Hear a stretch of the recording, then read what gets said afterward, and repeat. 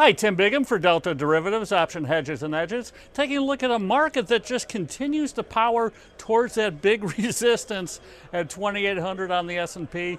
We'll see if we can get through there or not. Certainly Apple has been leading the charge here. Big upgrade yesterday out of Bank of America. More on the fact that they're going to be buying back a lot more stock than anticipated.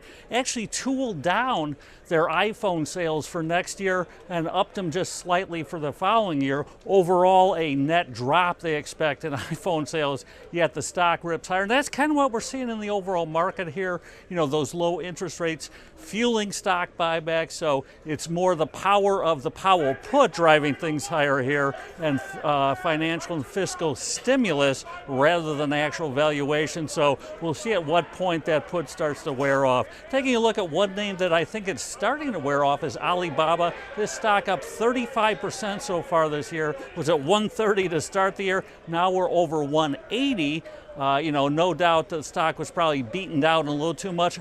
Conversely, I think getting a little overextended here. Implied vol at basically the lowest level over the past 12 months. So I'm jumping in, buying at the money April traditional 180 puts, selling the weeklies, the March 29 175 puts, paying about $3.50. So really only need about a 2% pullback on BABA to get this thing highly profitable. Otherwise, I think the market will remain kind of range bound until further notice. We have the Fed meeting March 20th. I think we'll chop around until then and see really what the Fed guides to. So earnings season basically done.